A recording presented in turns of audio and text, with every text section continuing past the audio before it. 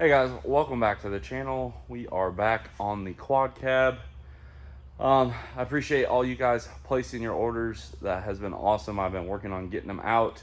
Again, that giveaway is live. Your chance to win a Snap-on 3/8 impact kit or the quarter-inch ratchet kit. Again, batteries, charger, I'll ship them to you. Yeah, so get your orders in. Again, I appreciate the people that already have. We are working really hard to get those out. Now, for today, you guys remember we left off with the 07. We had a leaking freeze plug.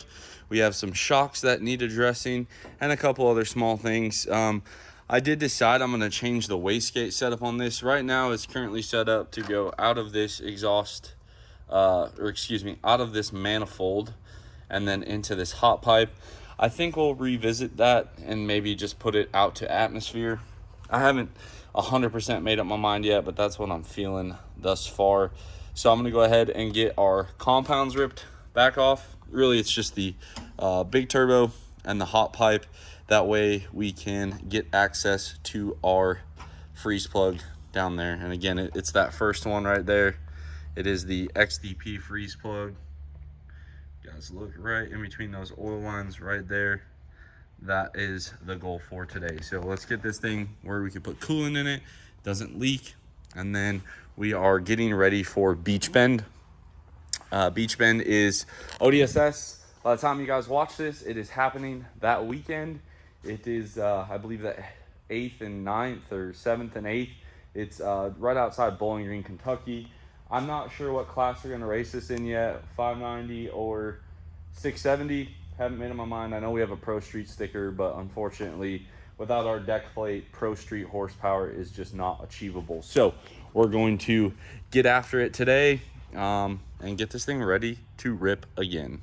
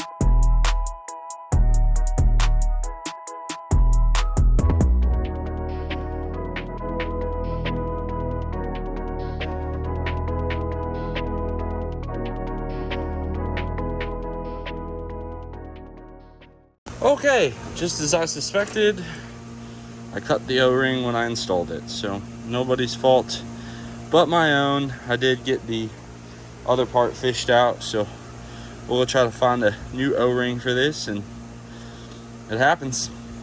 Okay, so we got our Scotch-Brite on the block. Made sure that we didn't have any holes cut there. We also went ahead and found us a new O-ring here, non-cut. So I'll get this thrown back in, and kind of hard to get a camera in there, so use your imagination. Here is the old one that got pinched. We'll be a little bit more careful. It is what it is. Now, for this guy, what I'm going to do is cut as close to this radius as I can. From there, we will grind it all down. I'll take a piece of scrap pipe up there, and what we will do is kind of beat it to fit this radius and cap this off, and then on this side we'll cut it probably at the flange or see if I have one, and we're just going to shoot it basically out of the fender is kind of the goal. So I'm going to go ahead and get the freeze plug thrown in, and then I'll show you guys what we're going to do with this.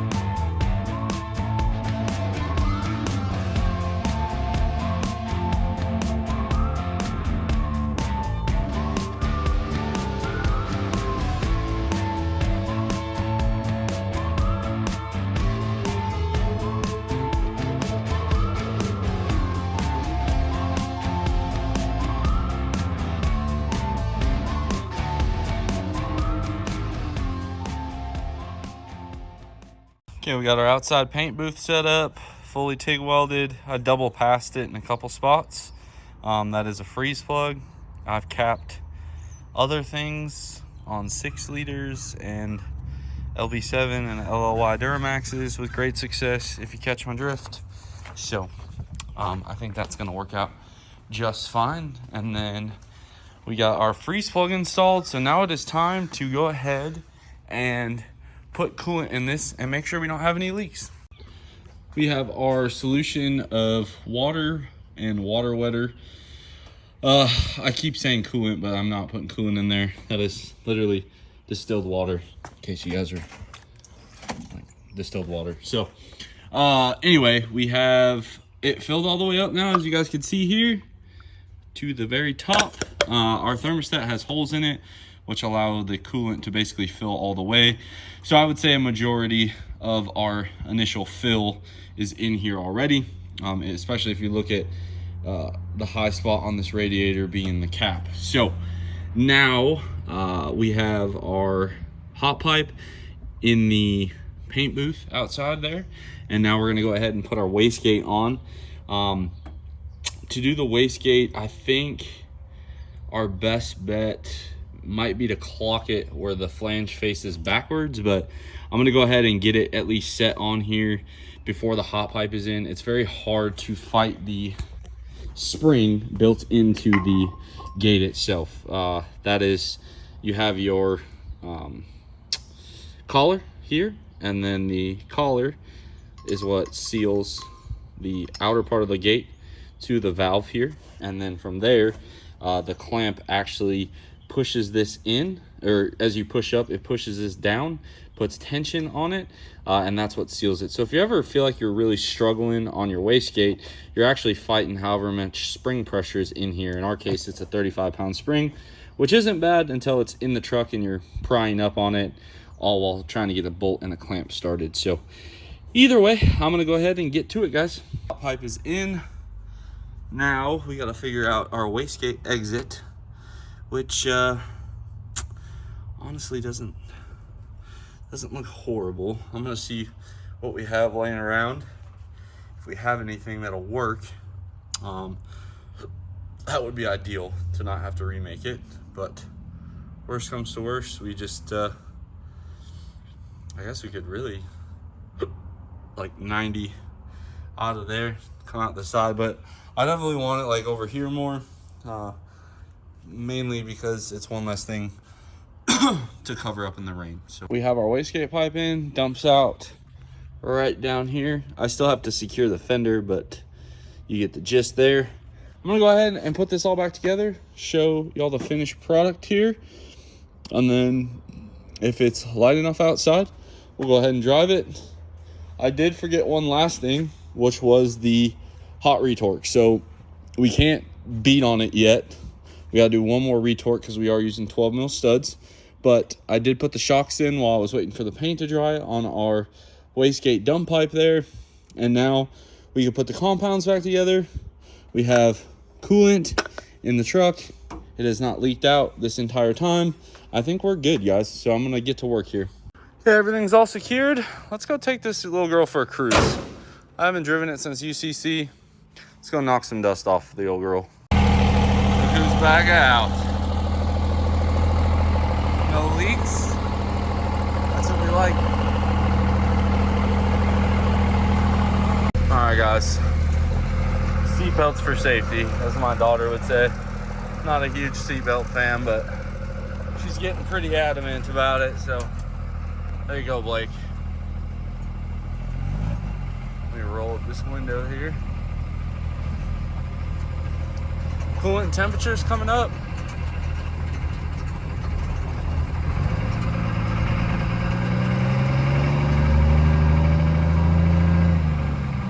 Remember, guys, this is just little light throttle action.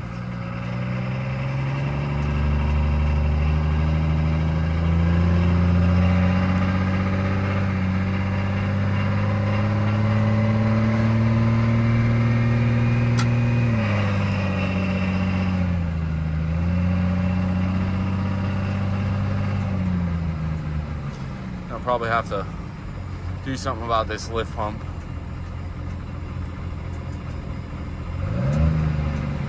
That's for sure. Very noisy.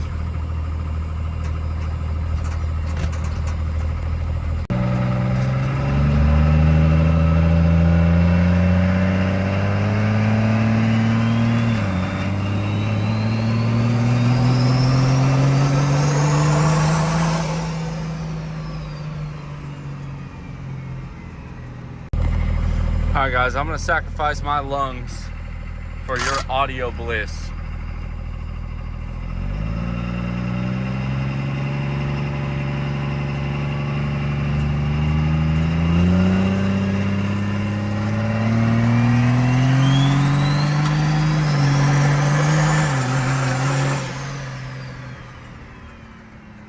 Woo!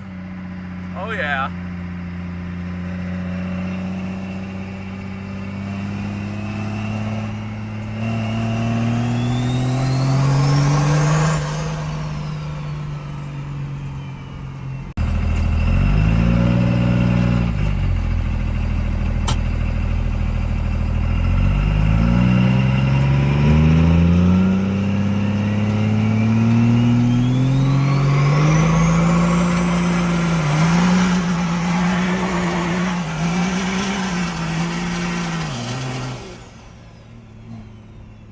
Like that,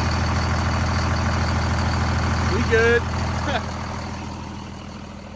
Well, guys, that's going to be a wrap on getting the 07 quad cab ready to go to Beech Bend. Again, that is the ODSS event. If you guys are watching this, I'll put it up on Thursday.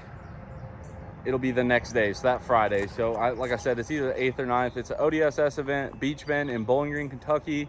So you'll have all of your ODSS pro classes on Friday, and then ODSS pro classes, and then the ET 670 and 770 guys will all be on Saturday. But we got it ready to go.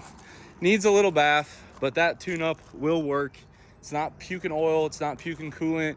You guys saw me check the upper radiator hose, which we would definitely have a problem if this was hard, since this is drilled. You do that just to allow more coolant flow. Realistically, like electric water pump or filled block, you kind of have that. I just was like, whatever, this thing's not going to get driven enough to matter anymore. Again, you guys saw my boost gauge. That was about 40 pounds on the second pull. That was the different way. So 40 pounds in this truck is a lot, and I think that's a misconception a lot of people get. The more you port your head, the better flow you get into the engine with a properly sized compound setup and everything. Your boost number can be a lot lower and still make a ton more power, which is the case of this truck. That's why, you know, I've made 2,000 horsepower at 120 pounds of boost, and I've made 2,800 at 132 pounds of boost. Like, the more you open this thing up and let it breathe, the better it will be. I think a big difference is going to be with us putting that gate pipe out. Instead of driving this FI turbo harder, we're just going to vent it, let the nitrous take over. We will not be able to put the nitrous tune-ups that we had in it at UCC because, number one, this is not a deck plate. Number two, we only have one gate on the manifold. So we're gonna dial this thing back to probably like, you know, 1,500 horsepower-ish. Knowing my math, again, we might try 590. It might be fun. It might not be fun. I'm not too sure, but we will run this truck regardless, either 670 or 590. I think Pro Street's pretty much out of the question. I know this engine will not take it.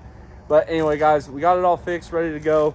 Again, another hot retorque, you know, 15 minutes to pull it apart, torque everything, put it back together in a half hour. Very easy. We'll skip that. And I do need to change the relief valve as I was looking at it. So hopefully you guys like this one. Again, please get entered to win if you'd like. If it's not your cup of tea, let me know in the comments. Again, I was trying to get stuff for people to go out and use themselves, whether they were a DIY person or if you're a professional mechanic. I understand a lot of people say Snap-on's very expensive. Well, the cool part is now you guys can win it for free. Same stuff I use. I love it. And you get to support a small business in my Snap-on guy, Wayne. He is a franchise owner. So anyway, like this one, drop that comment, subscribe if you are not already, guys. And as always, I will catch y'all on the next one.